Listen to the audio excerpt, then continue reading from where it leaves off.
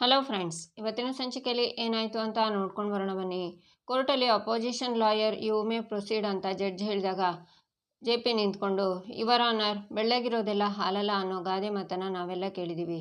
ಇವತ್ತು ಈ ಸಂದರ್ಭದಲ್ಲಿ lawyer Bhargavi I am sorry ನ್ಯಾಯಾಲಯದ ಹಾದಿ ತಪ್ಪಿಸಿ ನಿಂತಿರೋ ಭಾರ್ಗವಿ LLB ಅವರಿಗೆ ತುಂಬ ಚೆನ್ನಾಗಿ ಅನ್ವಯಿಸುತ್ತೆ ಯುವರ್ ಆನರ್. ಇವ್ರು ನೋಡೋಕ್ಕೆ ಸಾಧಾರಣವಾಗಿದ್ರು ತುಂಬ ಚಾಲಕಿ. ಸಂಧ್ಯಾ ಅನ್ನೋ ಹುಡುಗಿ ಮೊಲೆಸ್ಟೇಷನ್ ಕೇಸ್ ಇಷ್ಟು ದೂರ ಮುಂದುವರಿಯೋಕ್ಕೆ ಮುಖ್ಯ ರೂವಾರಿ ಇವರೇ. ಇವ್ರ ದುಡ್ಡಿನ ಆಸೆಯಿಂದ ಒಂದು ಹುಡುಗಿಯ ಜೀವನವೇ ಸಂಕಷ್ಟದಲ್ಲಿದೆ. ಮಾನಸಿಕ ಚಿಕಿತ್ಸೆ ಪಡೆಯುವ ಮಟ್ಟಕ್ಕೆ ಹೋಗಿದೆ. ಪ್ರತಿ ಸಲ ಇನ್ನೇನು ಸತ್ಯ ಹೊರಗಡೆ ಬರುತ್ತೆ ಅನ್ನೋ ಅಷ್ಟರಲ್ಲಿ ಸಲ್ಲದ ಕಾರಣ ಒಡ್ಡಿ ಕೇಸನ್ನು ಮುಂದುವರಿಸ್ತಾನೆ ಬಂದಿದ್ದಾರೆ. ಒಬ್ಬರ ಪ್ರತಿಷ್ಠಿತ ವ್ಯಕ್ತಿಯಿಂದ ಅವರಿಗೆ ಬ್ಲ್ಯಾಕ್ ಮೇಲ್ ಮಾಡಿ ಅವ್ರ ಹತ್ರ ದುಡ್ಡು ಹೊಡೆಯುವುದು ಹೇಗೆ ಅಂತ ಭಾರ್ಗವಿಯವರನ್ನು ನೋಡಿದರೆ ತಿಳ್ಕೊಬೋದು. ಸೂಕ್ಷ್ಮವಾಗಿ ಗಮನಿಸಿದರೆ ಯುವರ್ ಆನರ್, ಇವ್ರು ಹೇಳಿದ ಹಾಗೆ ಕಿರುಕುಳ ಕೊಟ್ಟಿರೋ ಸಾಕ್ಷಿ, ಆಡಿರೋ ಮಾತು ಎಲ್ಲ ಶುದ್ಧ ಸುಳ್ಳು. ವಿಕ್ರಮ್ ಭೂಪತಿಯವ್ರ ಮೇಲೆ ಆರೋಪ ಹಾಕಿದ್ದು ಸಾಲದು ಅಂತ ಈಗ ಅವ್ರ ತಾಯಿ ಮೇಲೆ ಅಪವಾದ ಹಾಕಿದ್ದಾರೆ. ಸಾಕ್ಷಿ ಹೇಳೋಕೆ ಬಂದ ಸಂಧ್ಯಾ ಅವಳ ಮೇಲೆ ಒತ್ತಡ ತಂದು ಅವಳ ಮಾನಸಿಕ ಚಿಕಿತ್ಸೆ ತಗೊಳ್ಳೋ ಮಟ್ಟಿಗೆ ಅವಳನ್ನು ಕರ್ಕೊಂಡು ಹೋಗಿದೆ. ದಿ ಟ್ರುತ್ ಈಸ್, ಸಂಧ್ಯಾಗೆ ಯಾರೂ ಕಿರುಕುಳ ಕೊಟ್ಟಿಲ್ಲ, ಅವಳ ಮೇಲೆ ಅತ್ಯಾಚಾರ ಆಗಿಲ್ಲ, ಅವಳು ಸತ್ತಿಲ್ಲ, ಜೀವಂತವಾಗಿ ಬಂದು ನನಗೇನಾಗಿಲ್ಲ ಅಂತ ಅವಳೇ ಹೇಳಿದಾಗ ಈ ಕೇಸ್ ಯಾಕೆ ಮುಂದುವರಿಬೇಕು ಅಂತ ನನಗೆ ಗೊತ್ತಾಗ್ತಿಲ್ಲ. ಒಂದು ಕೇಸ್ ಹಿಂದೆ ಅದೆಷ್ಟು ಜನರ ಜೀವನ ನಿರ್ಧಾರ ಆಗುತ್ತೆ ಅಂತ ನಮಗೆಲ್ಲ ಚೆನ್ನಾಗಿ ಗೊತ್ತು. ಇವತ್ತು ಈ ನಾಟಕಕ್ಕೆ ಅಂತ್ಯ ಹಾಡಲೇಬೇಕು ಯುವರ್ ಆನರ್. ತಿಳಿದೆ ಭಾರ್ಗವಿಗೆ ಸಪೋರ್ಟ್ ಮಾಡಿದ ಸಂಧ್ಯಾಗೆ, ತಪ್ಪೇ ಮಾಡದೆ ನೋವನ್ನು ಅನುಭವಿಸಿದ ಗೃಹಿಣಿ ಸಿತಾರಾ ಅವರಿಗೆ ನ್ಯಾಯ ಸಿಗಲೇಬೇಕು ಯುವರ್ ಆನರ್. ಎಲ್ಲರ ಸಮಯ, ಮುಖ್ಯವಾಗಿ ನ್ಯಾಯಾಲಯದ ಸಮಯವನ್ನು ವ್ಯರ್ಥ ಮಾಡಿ ಬ್ಲ್ಯಾಕ್ ಮೇಲ್ ಮಾಡಿ ವಂಚನೆ ಮಾಡಿ ದುಡ್ಡು ಹೊಡೆಯೋರಿಗೆ ನಾವು ಖಂಡಿತ ಅವಕಾಶ ಕೊಡಬಾರ್ದು ಯುವರ್ ಆನರ್. ಹಾಗಾಗಬಾರ್ದು ಅಂದರೆ ಇವತ್ತಿನ ನಿರ್ಧಾರ ಒಂದು ಮಾದರಿ ಆಗಬೇಕು. ಲಾಯರ್ ಭಾರ್ಗವಿಯವರ ಬಾರ್ ಕೌನ್ಸಿಲ್ ಮೆಂಬರ್ಶಿಪ್ ರದ್ದು ಮಾಡಬೇಕು ಅಂತ ಕೇಳ್ಕೊತಾ ಇದ್ದೀನಿ. ದಟ್ಸ್ ಆಲ್ ಯುವರ್ ಆನರ್ ಅಂತ ಜೆ.ಪಿ. ಹೋಗಿ ಕೂತ್ಕೋತಾರೆ. ಈಚೆ ಬೃಂದಾ ಮುತ್ತತ್ತಿ ಹತ್ರ, ಇವತ್ತಿಗೆ ನಿನ್ನ ರಮ್ಯಾ ಸಂಧ್ಯಾ ಆಗಿ ಬದುಕ್ತಾ ಇರೋ ಅಧ್ಯಾಯ ಮುಗಿಯುತ್ತೆ. ಕೋರ್ಟ್ ತೀರ್ಪು ಕೊಟ್ಟ ಕೂಡಲೇ ಇಬ್ಬರು ಕಣ್ಣಿಗೆ ಕಾಣಿಸದೇ ಇರೋ ರೀತಿ ದೂರ ಹೋಗಿ ಸೆಟಲ್ ಆಗಿ ಇಬ್ಬರು ವಾಪಸ್ ಬರೋದಾಗ್ಲಿ ಅಥವಾ ಈ ವಿಷಯ ಇಟ್ಕೊಂಡು ಬ್ಲ್ಯಾಕ್ ಮೇಲ್ ಮಾಡಿ ದುಡ್ಡು ಇಸ್ಕೊಳ್ಳೋದೇನಾದರೂ ಮಾಡಿದರೆ ಪರಿಣಾಮ ನೆಟ್ಟಗಿರಲ್ಲ. ಆಮೇಲೆ ಆ ಸಂಧ್ಯಾನ ಕಳಿಸಿದ ಜಾಗಕ್ಕೆ ನಿನ್ನ ಮತ್ತೆ ಆ ರಮ್ಯನ ಕಳಿಸ್ಬೇಕಾಗುತ್ತೆ. ಹುಷಾರ್ ಅಂತಾಳೆ. ಆ ಹುಡುಗಿ ಜಾಗಕ್ಕೆ ನಮ್ಮ ರಮ್ಯ ಬಂದರೆ ಕೈ ತುಂಬ ದುಡ್ಡು ಸಿಗುತ್ತೆ ಅನ್ನೋ ದುರಾಸೆನಲ್ಲಿ ಬಂದಿದ್ದೇನೋ ಸತ್ಯನೇ ಮೇಡಮ್. ಆದರೆ ಬಂದಮೇಲೆ ಆ ಹುಡುಗಿ ಯಾಕೆ ಸತ್ತಿರ್ಬೋದು, ಹೇಗೆ ಸತ್ತಿರ್ಬೋದು ಅನ್ನೋ ಪ್ರಶ್ನೆ ಕಾಡ್ತಾನೆ ಇತ್ತು ಮೇಡಮ್. ಈಗಲಾದರೂ ಆ ಹುಡುಗಿ ಹೇಗೆ ಸತ್ಲು ಅಂತ ನಿಜ ಹೇಳಿ ಮೇಡಮ್ ಅಂತಾನೆ ಮುತ್ತತ್ತಿ.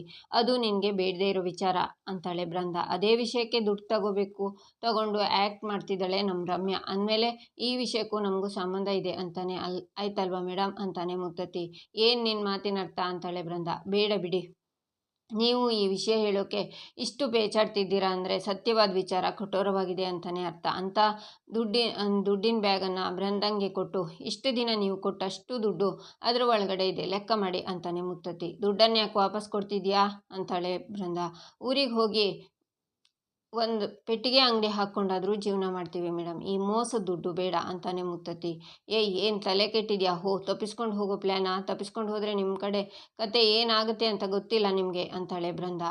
ನಮ್ಮ ಕತೆ ಚೆನ್ನಾಗೇ ಇರುತ್ತೆ ಮೇಡಮ್, ನಾನು ರಮ್ಯಾ ಎಲ್ಲೂ ತಲೆ ಮೆರೆಸ್ಕೊಳ್ಳಲ್ಲ, ನಮ್ಮೂರಲ್ಲೇ ಹಾಯಾಗಿ ಜೀವನ ಮಾಡ್ತೀವಿ. ಆದರೆ ನಿಮ್ಮ ಕತೆ ಏನಾಗುತ್ತೋ ಗೊತ್ತಿಲ್ಲ, ನೀವು ಹುಷಾರಾಗಿರಿ ಅಂತಾನೆ ಮುತ್ತತ್ತಿ.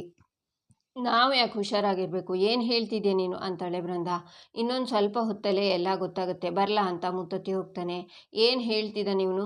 ದುಡ್ಡು ಬೇರೆ ವಾಪಸ್ ಕೊಟ್ಟು ಹೋಗ್ತಾ ಇದ್ದಾನೆ.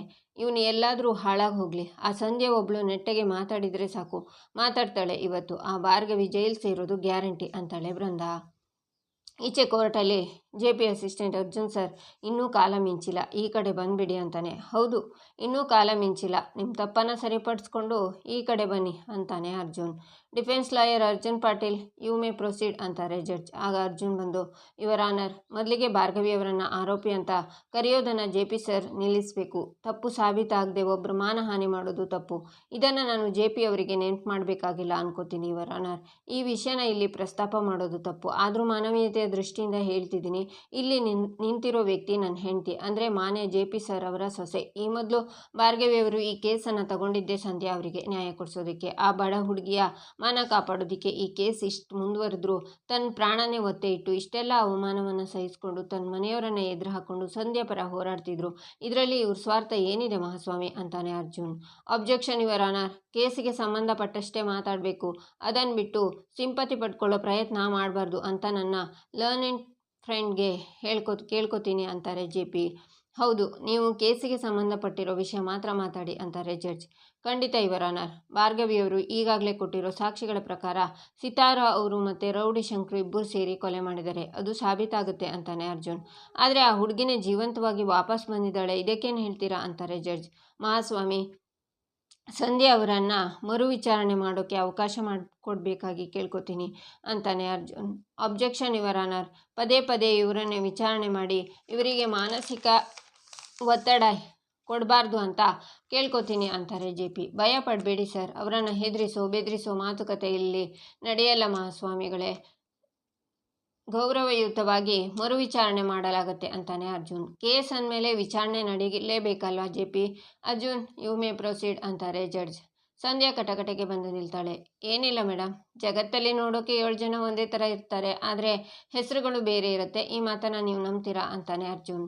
ಸಂಧ್ಯಾ ಹೌದು ಅಂತ ತಲೆ ಅಲ್ಲಾಡಿಸ್ತಾಳೆ. ನೀವು ಹಾಗೆಲ್ಲ ಮೋಸ ಮಾಡಲ್ಲ ಅಲ್ವಾ?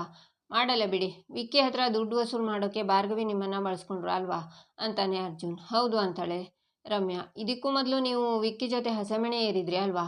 ಆದರೆ ಆ ಮದುವೆ ನಿಂತೋಯ್ತು. ಆವಾಗ ದುಡ್ಡಿಗೋಸ್ಕರನ ಮದುವೆ ಆಗೋಕೆ ಹೋಗಿದ್ರಾ ಅಥವಾ ಪ್ರೀತಿಯಿಂದ ವಿಕ್ಕಿನ ಮದುವೆ ಆಗೋಕೆ ಹೋಗಿದ್ರಾ ಅಂತಾನೆ ಅರ್ಜುನ್. ಆಗ ರಮ್ಯಾ ಜೆ.ಪಿ. ಮುಖ ನೋಡಿ ದುಡ್ಡಿಗೆ ಅಂತಾಳೆ. ಅಂದರೆ ದುಡ್ಡು ತಗೊಂಡ್ರಾ ಅಂತಾನೆ ಅರ್ಜುನ್. ಅಲ್ಲಲ್ಲ, ಪ್ರೀತಿಯಿಂದ ಮದುವೆ ಆಗೋಕೆ ಹೊರಟಿದೆ ಅಂತಾಳೆ ರಮ್ಯಾ. ಇದೇ ನಿಜ ಅಲ್ವಾ? ಸರಿ, ನೀವು ಪ್ರೀತಿಸಿರೋ ಹುಡುಗನ್ನ ಹತ್ರ ದುಡ್ಡು ಇಡಿಸ್ಕೊಳ್ಳೋಕೆ ಭಾರ್ಗವಿ ಯಾಕೆ ಸಂಚು ಮಾಡಬೇಕು? ಆ ಸಂಚಿಗೆ ನೀವ್ಯಾಕೆ ಅವರಿಗೆ ಹೆಲ್ಪ್ ಮಾಡಬೇಕು? ವಿಕ್ಕಿ ಹೇಳಿ ಕೇಳಿ ಶ್ರೀಮಂತರ ಮನೆ ಹುಡುಗ, ನೀವು ದುಡ್ಡು ಕೇಳಿದರೆ ಅವ್ನು ಕೊಡ್ತಿದ್ದ. ಪ್ರೀತಿಯಿಂದ ನನಗೇನು ದುಡ್ಡಿನ ಆಸೆಯಿಂದ ನೀವೇ ವಿಕ್ಕಿನ ಟ್ರ್ಯಾಪ್ ಮಾಡಿದ್ರೆ ಅನ್ನಿಸ್ತಿದೆ ಅಂತಾನೆ ಅರ್ಜುನ್. ಅಂದರೆ ಮದುವೆ ಮುಗಿದ ಮೇಲೆ ನಾನು ವಿಕ್ಕಿ ಬೇರೆ ಬೇರೆ ಆಗಿಬಿಟ್ವಿ ಅಂತಾಳೆ ರಮ್ಯಾ. ಅಂದರೆ ಬ್ರೇಕಪ್ ಮಾಡ್ಕೊಂಡ್ಬಿಟ್ರಾ ಅಂತಾನೆ ಅರ್ಜುನ್. ಹೌದು ಅಂತಾಳೆ ರಮ್ಯಾ. ಮತ್ತೆ ಅವತ್ತು 18ರ ರಾತ್ರಿ CCTV ಫುಟೇಜ್ ಬಗ್ಗೆ ಕೇಳಿದಾಗ ನೀವು ವಿಕ್ಕಿ ಕ್ಲೋಸ್ ಇದ್ದೀರಾ, ಅವ್ರ ಬಳಿ ನಿಮ್ಮ ರಕ್ಷಣೆಗೆ ಹೋದ್ರಿ ಅಂತ ಹೇಳಿದ್ರಿ ಅಂತಾನೆ ಅರ್ಜುನ್. ಸರ್, ಇದು ಎಲ್ಲಿಗೆ ಹೋಗುತ್ತೋ ಗೊತ್ತಿಲ್ಲ, ಆ ಹುಡುಗಿ ತುಂಬ ಆಗ್ತಾ ಇದ್ದಾಳೆ ಅಂತಾನೆ ಜೆ.ಪಿ. ಅಸಿಸ್ಟೆಂಟ್. ಅದು ಅವತ್ತು ನಾನು ಅಲ್ಲಿ ಅಂತ ತೊದಲ್ತಾಳೆ ರಮ್ಯಾ. ಹೇಳಿ ಮೇಡಮ್. ಅಯ್ಯೋ, ಇಲ್ಲೂ ದುಡ್ಡು ಅಂತ ಹಿಂದೆ ಬಿದ್ದೋರು ನೀವು ನಿಜವಾಗ್ಲೂ ಸಂಧ್ಯಾನ ಅನ್ನೋ ಅನುಮಾನ ನಮಗೆ ಕಾಡ್ತಾ ಇದೆ. ಲೈಂಗಿಕ ಕಿರುಕುಳಕ್ಕೆ ಒಳಗಾಗಿ ಕೊನೆಗೆ ಅತ್ಯಾಚಾರ ಆಗಿ ದೇಹದಲ್ಲಿ 10 ಕಡೆ ಚೂರಿ ಇರಿಸ್ಕೊಂಡು ಕೈ ಮೂಳೆ ಮುರಿದು ಅತ್ಯಾಚಾರದ ನೋವಲ್ಲಿ ನರಳಿ ಸಾವಾದವಳು ಸಂಧ್ಯಾ.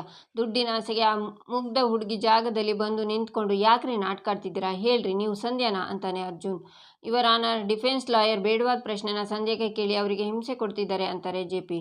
ಸಾಕು ಅಂತ ರಮ್ಯಾ ಕಿರ್ಚಿ ಕಿವಿನ ಮುಚ್ಕೊಂಡು, ಸಾಕು, ಹಿಂಸೆ ಕೊಡ್ತಿರೋದು ಅವರಲ್ಲ, ಜೆ.ಪಿ. ಕಡೆಯವರು ಮತ್ತು ಶಕ್ತಿ ಪ್ರಸಾದ್ ಅವರು ಅಂತಾಳೆ. ಆಗ ಜೆ.ಪಿ. ಸಂಧ್ಯಾ ಅಂತಾರೆ. ಯಾರು ಸಂಧ್ಯಾ? ನಾನು ಸಂಧ್ಯಾ ಅಲ್ಲ, ನಾನು ರಮ್ಯಾ ಅಂತಾಳೆ ರಮ್ಯಾ. ಆಗ ಶಕ್ತಿ ಪ್ರಸಾದ್ ಮತ್ತು ಎಲ್ಲರೂ ಶಾಕ್ನಿಂದ ನಿಂತ್ಕೋತಾರೆ. ಈಚೆ ಸಾಕ್ಷಿ ಸರನ ತಂದು, ಅಕ್ಕ ಇಲ್ಲಿ ನೋಡಿ ಅಂತ ನಿರ್ಮಲಾಗೆ ಕೊಡ್ತಾರೆ. ನನ್ನ ಸರ ಎಲ್ಲಿತ್ತು ಸಾಕ್ಷಿ? ಇದು ಬೃಂದನೇ ತಗೊಂಡಿದ್ದು, ನನಗೆ ಗೊತ್ತಿತ್ತು ಅಂತಾರೆ ನಿರ್ಮಲಾ. ಇಲ್ಲ ಅಕ್ಕ, ರಮ್ಯಾ ತಗೊಂಡಿದ್ಲು ಅಕ್ಕ ಅಂತಾಳೆ ಸಾಕ್ಷಿ. ರಮ್ಯಾ ಅಂತ ನಮ್ಮ ಮನೆಯಲ್ಲಿ ಯಾರಿದ್ದಾರೆ ಸಾಕ್ಷಿ ಅಂತಾಳೆ ನಿರ್ಮಲಾ. ಅಕ್ಕ, ಆ ಬೃಂದ ನಮ್ಮನ್ನ ಯಾಮಾರಿಸ್ಬಿಟ್ಟಿದ್ದಾಳೆ ಅಕ್ಕ ಅಂತಾಳೆ ಸಾಕ್ಷಿ. ಏನು ಹೇಳ್ತಿದ್ಯಾ? ಏನಾಯ್ತು? ಮತ್ತೇನಾದರೂ ಹೊಸ ಎಡವಟ್ಟು ಮಾಡಿದಾಳ ಆ ಬೃಂದ ಅಂತಾರೆ ನಿರ್ಮಲಾ. ಸಂಧ್ಯಾ ಅಂತ ನಮ್ಮನೆಗೆ ಒಂದು ಹುಡುಗಿನ ಕರ್ಕೊಂಡು ಬಂದಿದ್ಲಲ್ಲ, ಅವಳು ಸಂಧ್ಯಾನೇ ಅಲ್ಲ ಅಕ್ಕ, ರಮ್ಯಾ ಅಕ್ಕ. ಇಲ್ಲಿ ನೋಡಿ, ಅವಳು ಬರ್ದಿದ್ದಾಳೆ ಅಕ್ಕ, ಬೃಂದ ನನಗೆ ದುಡ್ಡಿನ ಆಸೆ ತೋರಿಸಿ ನನ್ನ ಇಲ್ಲಿಗೆ ಕರ್ಕೊಂಡು ಬಂದ್ಲು ಅಂತ.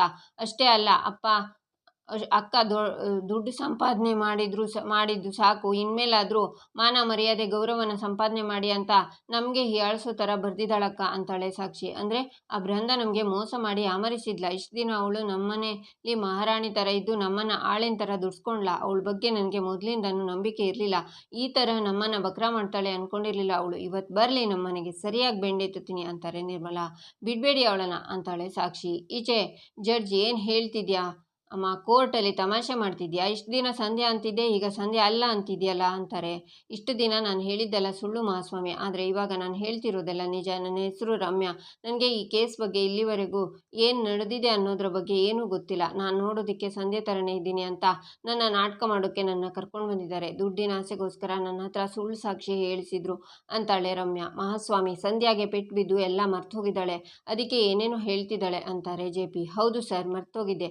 ಅದು ಯಾವುದೋ ಕಲೆನ ಮರ್ತಿರ್ಲಿಲ್ಲ, ನನ್ನ ಗುಣನೇ ಮರ್ತಿದ್ದೆ. ದುಡ್ಡಿಂದ ಎಲ್ಲಿ ಎಲ್ಲ ಸಿಗುತ್ತೆ ಅಂದ್ಕೊಂಡು ಹೀಗೆ ಕೆಲಸ ಮಾಡೋಕ್ಕೆ ಒಪ್ಕೊಂಡೆ. ಆದರೆ ಆ ತಾಯಿ ಕಣ್ಣೀರು ನೋಡಿ ಯಾವುದೋ ಹುಡುಗಿಗೆ ನ್ಯಾಯ ಕೊಡಿಸೋದಕ್ಕೆ ಕಷ್ಟಪಡ್ತಿರೋ ಭಾರ್ಗವಿಯವರನ್ನು ನೋಡಿ ನನ್ನ ಕಣ್ ತೆರೀತು. ನಾನು ಎಂಥ ದೊಡ್ಡ ತಪ್ಪು ಮಾಡ್ತಿದ್ದೆ ಅಂತ ನನಗೆ ಅರ್ಥ ಆಯಿತು. ಇವ್ರುಗಳು ಕೊಡೋ ದುಡ್ಡಿಂದ ಜೀವನ ಸರಿ ಹೋಗುತ್ತೆ. ಆದರೆ ಆ ದುಡ್ಡಿನ ದುರಾಸೆಯಲ್ಲಿ ಪಾಪ ಸತ್ತಿರೋ ಸಂಧ್ಯನ ಮಾನ ಹರಾಜಾಗ್ತಾ ಇದ್ದೀನಿ ಅನ್ನೋದು ನನಗೆ ಅರ್ಥನೇ ಆಗಲಿಲ್ಲ ಮಹಾಸ್ವಾಮಿ. ಒಂದು ಹುಡುಗಿಯಾಗಿ ಇನ್ನೊಂದು ಹುಡುಗಿಗಾಗಿರೋ ಅನ್ಯಾಯನ ನಾನು ಅರ್ಥ ಮಾಡ್ಕೊಳ್ಬೇಕಿತ್ತು. ನೀವೇನೇ ಶಿಕ್ಷೆ ಕೊಟ್ಟರು ನನಗೆ ಬೇಜಾರಿಲ್ಲ ಮಹಾಸ್ವಾಮಿ. ಆದರೆ ಅಷ್ಟೆಲ್ಲ ನೋವು ತಿಂದು ಸತ್ತೋಗಿರೋ ಸಂಧ್ಯಂಗೆ ನ್ಯಾಯ ಸಿಗಲಿ ಅಂತಾಳೆ ರಮ್ಯಾ. ಈ ಸತ್ಯ ಈಗಾಗಲೇ ನನಗೆ ತಿಳಿದಿತ್ತು ಯುವರ್ ಆನರ್. ಆದರೆ ಈಕೆ ಬಾಯಿಂದನೇ ಸತ್ಯ ಹೊರಗೆ ಹಾಕೋಕ್ಕೆ ಹೀಗೆಲ್ಲ ಮಾಡಬೇಕಾಯ್ತು ಅಂತಾನೆ ಅರ್ಜುನ್. JP ಏನು ಇದೆಲ್ಲ? ಭಾರ್ಗವಿ ಮೇಲೆ ಅಪವಾದ ಹೊರಿಸಿ ನೀವೇ ಅನ್ಯಾಯ ಮಾಡ್ತಿದ್ದೀರಾ ಅಂತಾರೆ ಜಡ್ಜ್. ಯುವರ್ ಆನರ್, ಇಲ್ಲಿ ಗಮನಿಸಬೇಕಾದ ಅಂಶ ಇನ್ನೊಂದಿದೆ. ಇವರು ಸಂಧ್ಯಾ ಅಲ್ಲ, ರಮ್ಯಾ ಅಂದಮೇಲೆ ನಿಜವಾದ ಸಂಧ್ಯನ ಯಾರು ಕೊಂದಿದ್ದಾರೆ ಅನ್ನೋ ಪ್ರಶ್ನೆ ಉಳಿದಿದೆ. ಅದನ್ನು ಒಪ್ಕೊಳ್ಳೋದಕ್ಕೆ ಒಬ್ಬರು ಕಿಡಿಗೇಡಿನೂ ಇದ್ದಾರೆ ಯುವರ್ ಆನರ್. ಶಂಕ್ರು, ಅವರನ್ನು ಕಟಕಟೆಗೆ ಕರೆಸಬೇಕು ಅಂತ ಕೇಳ್ಕೊತಿದ್ದೀನಿ ಅಂತಾನೆ ಅರ್ಜುನ್. ಶಂಕ್ರು ಬರ್ತಾನೆ. ಹೇಳಿ ಶಂಕ್ರು ಅವರೇ, ಏನು ಹೇಳೋಕೆ ಇಷ್ಟಪಡ್ತೀರಾ ಅಂತಾನೆ ಅರ್ಜುನ್. ನನ್ನನ್ನು ಕ್ಷಮಿಸ್ಬಿಡಿ ಮಹಾಸ್ವಾಮಿ.